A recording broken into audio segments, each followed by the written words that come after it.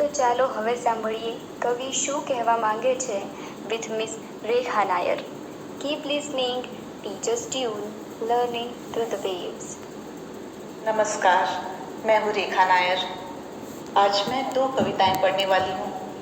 पहली सूर्योदय के बारे में है और दूसरी सूर्यास्त के बारे में. वैसे दोस्तों, प्रकृति के हर एक कृत्य में सुंदर भाव, संदेश दिख ही जाते हैं.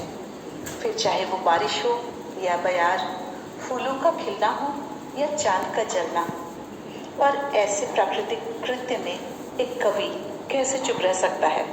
और सिर्फ एक कवि ही क्यों, हर एक मनुष्य, क्योंकि मनुष्य तो होता ही संवेदनशील प्राणी है. तभी तो प्रकृति को देखकर एक आत्मीय अनुभूति आ जाती है मन में.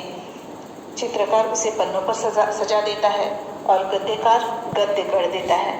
कहानीकार उसके इर्द गिर्द कहानी बोल लेता है. और कवि, कहते हैं ना, जहाँ न जाए रवि वहाँ जाए कवि. कवि पर कहाँ कभी बंदिश लगी है? वह तो हर चीज को अलंकारों से सजा देता है. प्रकृति के सुंदर कृत्यों में संदेश देख लेता है और अपने भावों को उसमें मिलाकर, अपने भावों का उसमें समावेश करके एक काव्य रच लेता है. मेरा पहला प्रयास यहाँ सूर्योदय से संबंधित है. संदेश यह है कि अवसर हमारे चारों ओर हैं और बस हमें तो एक कदम भर आगे बढ़ाना है, एक खिड़की भर खोलना है और फिर पूरी कायनात, पूरा ब्रह्मांड मानो हमें अपना लेगा, हमें राह दिखा देगा.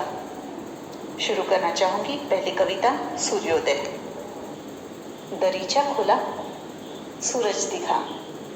जी हाँ, खिड़की खोलने पर मुझे सूरज दिखा. दरीचा खोला, सूरज दिखा. देखी दिशा, ध्रुव दीप जला. दरीचा खोला, सूरज दिखा. देखी दिशा, ध्रुव दीप जला. बीच में झुरमुट पेड़ और पत्ते. मुश्किलें तो आती ही हैं राह में. बीच में झुरमुट पेड़ और पत्ते, फिर भी किरणें थी मेरे रास्ते. किरणें देख जो मैं मुस्काई. जी हाँ, हमें पहला कदम तो लेना होगा.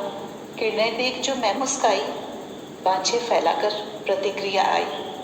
जब हम प्रयास करते हैं, पहला कदम उठाते हैं, तो फिर पूरी कायनात हमारी मदद करती है. तो किरणें देख जो मैं मुस्काई, बाँछें फैलाकर प्रतिक्रिया आई. ब्रह्मांड की शक्ति, ब्रह्मांड की शक्ति है जिसमें समाई, बस एक खिड़की खोल मैंने पाई. धन्यवाद.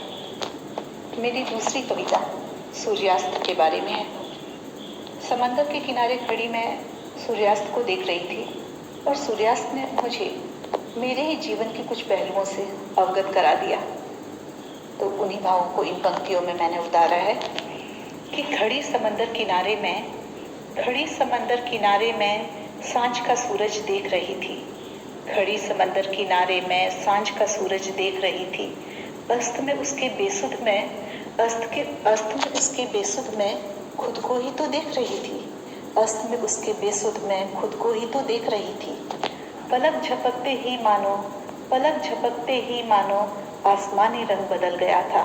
पलक झपकते ही मानो आसमानी रंग बदल गया था. छिन छिन बदले भिन्न भिन्न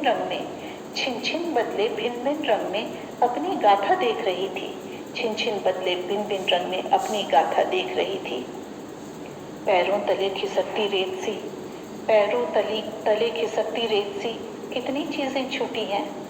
जी हाँ, जिंदगी में बहुत सारी चीज़ें छूट जाती हैं और ये मुझे पैरों तले खिसकती रेत बतला रही थी. पैरों तले खिसकती रेत सी कितनी चीज़ें छूटी हैं और जिंदगी में बहुत कुछ मिला भी.